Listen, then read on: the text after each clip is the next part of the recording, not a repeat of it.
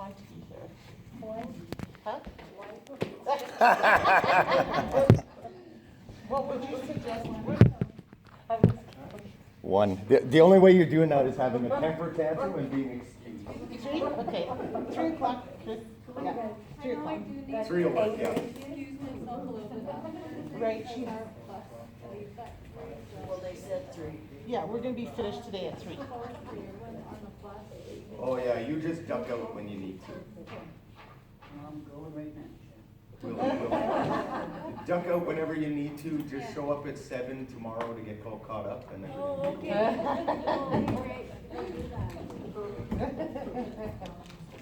Yeah, the only thing you'll be seeing at 7 a.m. is how badly I manage my hand. I wake up and All right, are we ready to kind of get going? We're going to talk, before we talk more about outbound emotions, figure that out. because we were talking about lateral violence, I thought about this while I was over lunch, and I was thinking, I'm giving you kind of like saying, have a meeting, drag it out into the floor, but I'm not really telling you much about what that meeting would look like. And that's the hardest part, because a lot of times, the people that are the perpetrators of lateral violence, we kind of see them like grown-up bullies in the workplace. And it's hard to point your finger at a bully, it really is. So, let's talk about what that meeting would look like. I'm going to show just what a framework would look like with a broad set of rules that are going to help deal with stuff like lateral violence. So it wouldn't be like a normal work meeting. It is and it isn't. First, I'm going to talk about something called team building, staff retreats. These were all made to try to erase lateral violence, right? To make people work better as a team. I know we had some from mental health. Do we have anybody here from like an addictions or a drug background? There was A drug somebody. background. A drug addictions background. Are you from a drug background? Everybody sticks their head. So, a funny thing about alcoholics, people who are struggling with addiction, we can put them in treatment programs. And, you know, sometimes we know even beforehand when we put them in a treatment program, they're just going to walk the steps. So, I'm telling you this because sometimes people aren't ready to change. We're ready for them to change. We want to carry them to the rehab center and say, here you go, life's going to change. And we get them in there, and all they're doing is pegging off days. Are my 28 days done? Are my 71 days done? And I'm out of here. Okay, I want to take that understanding, look at lateral violence and talk about team building and staff retreats. That's why they're flawed. Because a bully doesn't necessarily want to stop being a bully. So we could have retreats and we could have team building exercises. But the problem is that the people that are the malcontents could still be choosing to be malcontents. So the whole process negates itself. We end up going to a team building meeting and we have the negative proponents of our work team spending the next day saying, you know, I saw him have 2 glasses of wine by the 3rd meeting yesterday. I mean, that's just whatever.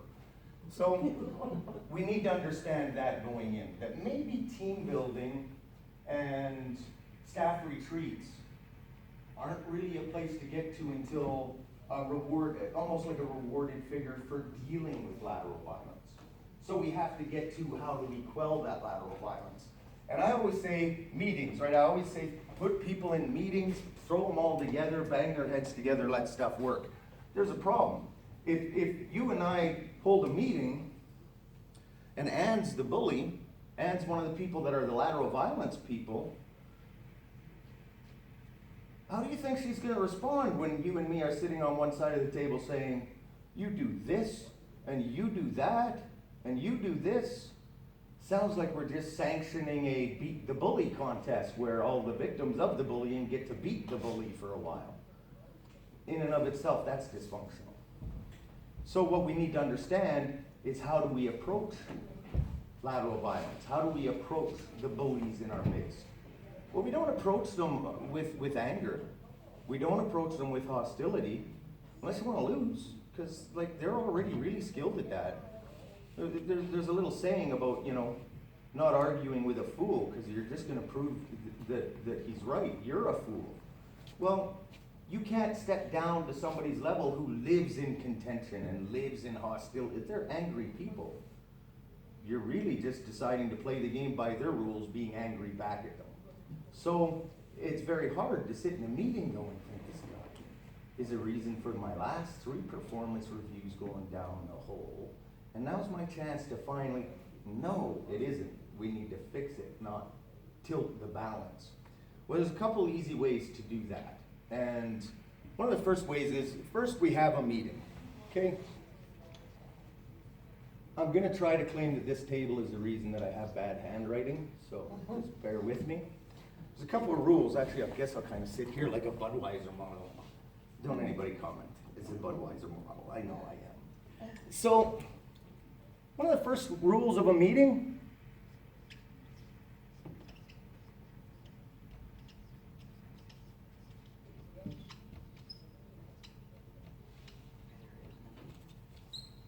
one of the most important things of not having a conflict is knowing when to shut your mouth. You know, you have to excuse that I speak sometimes in a little bit of hyperbole and a little bit on the rawer side of smooth. But you cannot interrupt people. We have meetings, we have business meetings, and we forget, you can't speak over people, you can't interrupt people. If you go to interrupt me when I'm talking, the first thing that I'm going to do is raise my voice, because clearly you didn't hear that I was talking. If you continue to interrupt me, I'm going to be yelling. At that point, I'm going to be mad, because I'm not being able to express my communication at the time I was supposed to. So no interrupting is one of the biggest ground rules to a productive meeting of this nature. Second main rule,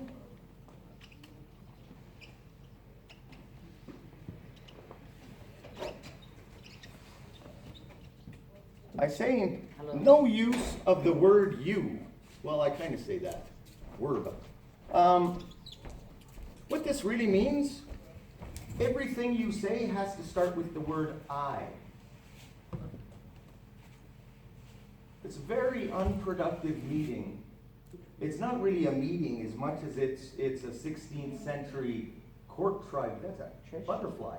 You traded my turn. It's going to be like a court tribunal if all we're going to do is stand around pointing our fingers saying, you do this and you do that and you always do this. Screws poking my butt.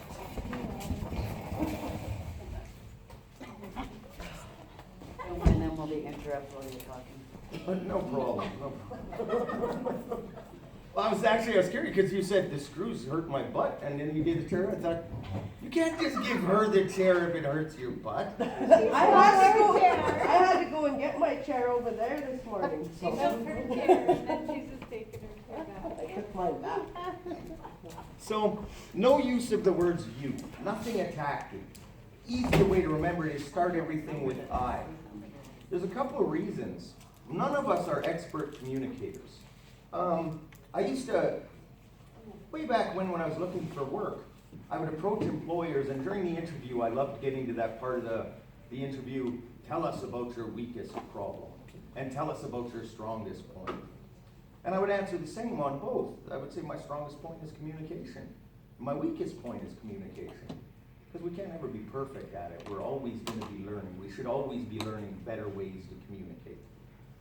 Well, one of those key things that we have to keep in mind is that because we're not old wise sages for every word we pick, we don't want to create an environment where we're subjecting people to the treatment we're complaining they treated us with. Well, staying away from you, they, them, those words are horrible because they're accusatory. If you say to me, you're always yelling, I'm going to be very defensive. As soon as you say you, I'm going to be defensive because I'm going to think, and now you're going to commentate on me. I'm going to be angry right away. We're going to have friction while I try to defend myself. Well, let's think about our culture for a second, okay? Love, respect, and compassion. A subject, whatever an action that I'm doing doesn't justify that I'm me. Do you understand? If I have an idea, if this is my idea, and you think, That's what's causing all the problems around here, your stupid damn idea, right? I have to receive that information in a way that that idea doesn't belong to me. It's not like sewn into my skin. Okay, that's crappy. That's a crappy idea. I'm not a crappy person. We need to communicate those. So we're able to do that. So instead of you saying, you yell too much, now you need to put that in an I statement. I'm going home with migraines every day because the office is getting so loud. We really have to do something about controlling the amount of passion we're employing in the workplace. You're gonna have a hard time arguing with that. You're gonna have a hard time picking something to actually make contentious and agitative. It's like that with a lot of things. When we take the time, it helps us. Because I can barely, like, I think every person in the world can. We can tell everybody all of the problems. Within like 30 seconds, give us 30 seconds and listen, and we'll tell you which problems are.